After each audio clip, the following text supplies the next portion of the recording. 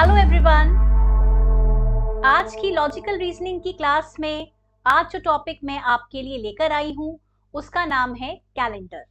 जी हाँ, कैलेंडर जो कि हम सब जानते हैं, हम सब उसे यूज करते हैं। तो आज हम थोड़ी सी डिटेल में पढ़ेंगे कि कैलेंडर में एक्चुअली कितने डेज होते हैं। अगर हम नॉर्मल ईयर को देखें तो उसमें 365 डेज होते हैं। जो नॉर्मल ईयर होता है उसके अंदर हमारे पास 365 डेज होते हैं, राइट। अब 1 ईयर होता क्या है? 1 ईयर वो टाइम होता है जो कि अर्थ लगाती है सन के आसपास एक चक्कर काटने के लिए। हम सब जानते हैं कि जितने भी हमारे सोलर सिस्टम में प्लैनेट्स हैं वो सारे सन के आसपास चक्कर काटते हैं और अलग अलग प्लैनेट्स को सन के आसपास एक परिक्रमा पूरी करने के लिए अलग अलग टाइम लगता है। अर्थ को सन के आसपास एक चक्कर पूरा करने में 365 डेज लगते हैं। ये तो लेकिन हो गई वो बात जो कि हम सब जानते हैं, लेकिन अगर हम डिटेल में जाएं, हम डिटेल में इस कंसेप्ट को अगर लेके चले तो एक्चुअली जो सोलर ईयर होता है, यानी कि एक्चुअली सन को, अर्थ को जो टाइम लगता है सन के आसपास एक रेवोल्यूशन पूरा करने के लिए, एक परिक्रमा पूरा करने के लिए, वो होता है 365 days plus 5 hours 48 minutes plus 47.5 seconds। 365 days, 5 hours 48 minutes 47.5 seconds। देखिए यहाँ पर हमारे पास डेज भी हैं, आवर्स भी हैं, मिनट्स भी हैं और सेकंड्स भी हैं। यानी कि हमने बहुत माइन्यूटली कैलकुलेट किया है कि अर्थ जो है अपना एक रेवोल्यूशन सन के आसपास पूरा करने में कितना टाइम लगाती है, और इसी को हम कहते हैं सोलर ईयर। इसी चीज को सोलर ईयर का नाम दिया गया है। सो ये है नॉर्मल ईयर जो कि 365 डेज के इक्वल होता है, और ये है सोलर ईयर जो कि 365 days 5 hours 48 minutes and 47.5 seconds के इक्वल होता है। आपने कुछ क्लासेस में ऐसे भी पढ़ा होगा कि एक जो सोलर ईयर होता है वो 365 डेज और 6 आवर्स के इक्वल होता है, यानी इन सबको हम 5 hours 48 minutes 47.5 seconds को 6 आवर्स के राउंड ऑफ कर देते हैं। ये भी हमने कुछ क्लासेस में पढ़ा है, लेकिन जो एक्चुअल टाइम है वो हमारा ये होता है, solar year is equal to 365 days plus 5 hours plus 48 minutes plus 47.5 seconds। तो हम नॉर्मल ईयर को 365 डेज लेके चलते हैं, एंड हम सब जानते हैं कि इसी डिफरेंस की वजह से, देखिए नॉर्मल ईयर हो गया 365 डेज का, लेकिन एक्चुअली जो अर्थ को टाइम लगा था वो ये है।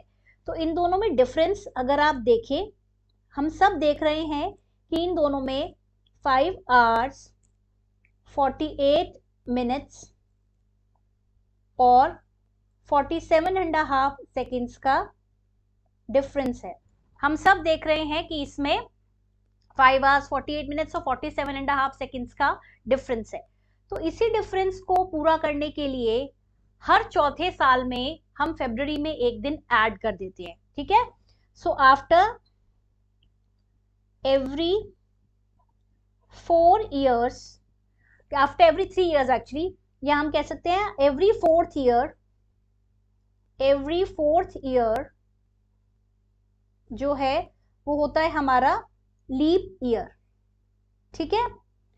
Every 4th year is a leap year. मान लीजिए अगर हम 2001 से शुरू करते हैं तो 2001, 2002, 2003, इन तीनों में ही हमारे पास 365 डेज होंगे, राइट।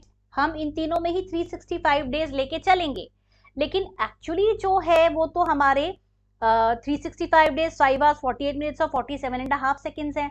तो हम क्या करते हैं, हम जब 4th ईयर हमारा जो भी आता है 3 साल के बाद जो चौथा साल लगता है उसमें हम 366 डेज जो है इसको राउंड ऑफ कर देते हैं, एक दिन हम एक्स्ट्रा साल में अपने नॉर्मल ईयर में हम एक साल को बढ़ा देते हैं।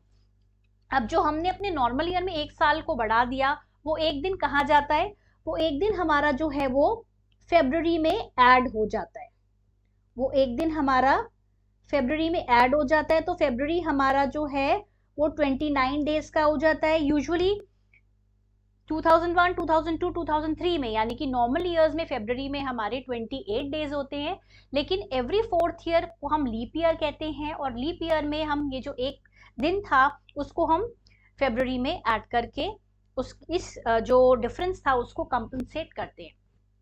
ठीक है, ये तो हो गया हमारा लीप ईयर का कंसेप्ट, ये हो गया हमारा लीप ईयर का कंसेप्ट। अब हम इसमें अगर और डिटेल में जाते हैं तो हम देखेंगे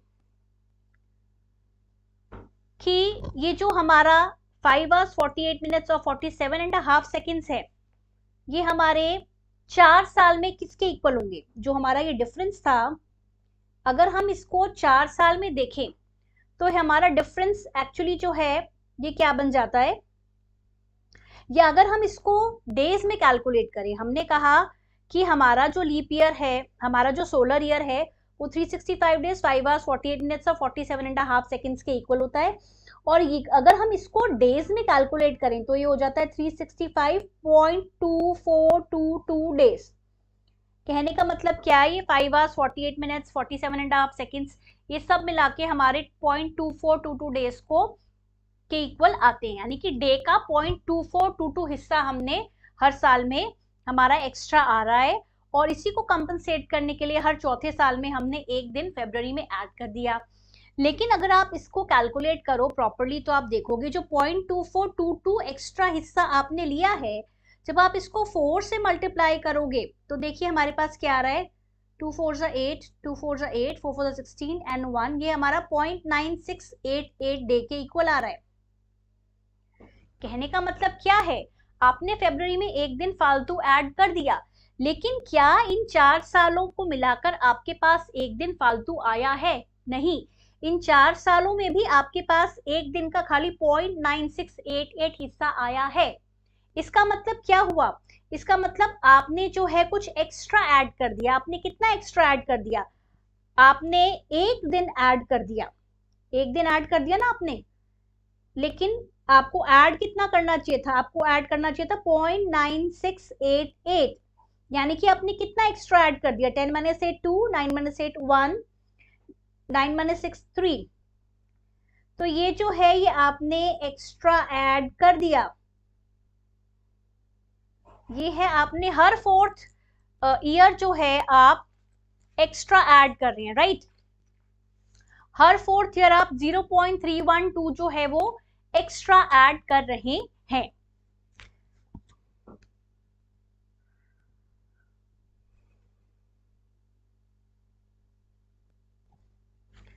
अब क्योंकि हम 0.0312 हर चौथे साल में एक्स्ट्रा ऐड कर रहे हैं डे, इसी को कंपनसेट करने के लिए देखिए कितना हिसाब किताब से सब कुछ बनाया गया है।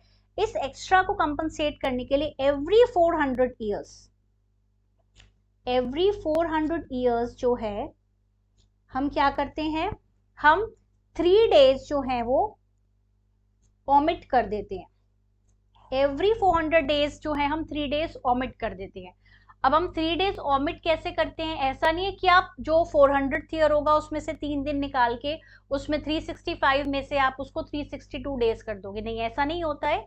सो ये सारा जो हिसाब किताब है बहुत सिस्टमैटिकली प्लान किया गया है।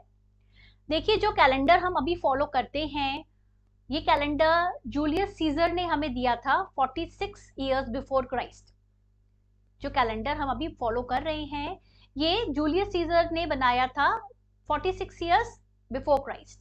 लेकिन इस कैलेंडर में जो है ये जो कमियां थी, जो करेक्शंस थी वो हमें करनी पड़ी, और इन्हीं करेक्शंस को हम कहते हैं ग्रेगोरियन करेक्शन। ये जो हम 3 डेज ओमिट करने की बात कर रहे हैं, इन करेक्शंस को हम कहते हैं ग्रेगोरियन करेक्शन। तो इसीलिए अब हमने जूलियस सीजर जो कैलेंडर था वो ओल्ड फॉर्म थी कैलेंडर की। अब कैलेंडर जो हम इंडिया में फॉलो कर रहे हैं वो ग्रेगोरियन कैलेंडर है, जिसमें ये सारी हमने जो है कैलकुलेशंस जो हैं उनको अकाउंट में लेके सारी करेक्शंस की हुई हैं। अभी भी कुछ कंट्रीज लाइक रशिया जो है वो ग्रेगोरियन कैलेंडर फॉलो नहीं कर रही है, वो पुराना कैलेंडर फॉलो कर रही है। इसलिए रशिया एक ऐसी कंट्री है जो कि 13 डेज पीछे चल रही है। तो इसमें एक बहुत फेमस जो एग्जाम्पल दिया जाता है वो बताया जाता है कि जब बाकी वर्ल्ड में क्रिसमस 25 दिसंबर को सेलिब्रेट किया जा रहा होता है, उस समय रशिया में जो क्रिसमस है वो 7 जनवरी को सेलिब्रेट होता है। तो रशिया जो है वो बाकी कंट्रीज से 13 डेज पीछे चलता है। सो ये जो मैंने आपके साथ बातें सारी डिस्कस की हैं, these were all the important things जो कैलेंडर टॉपिक से रिलेटेड थी। आई होप आपको जो भी मैं इंफॉर्मेशन देना चाहती होंगी आप वो समझ आ गया होगा और आपके लिए एग्जाम में वो यूजफुल होगा। इसी तरह की और इंफॉर्मेशन के लिए आप हमारी टच में रहिए। The Archer, I can, I will.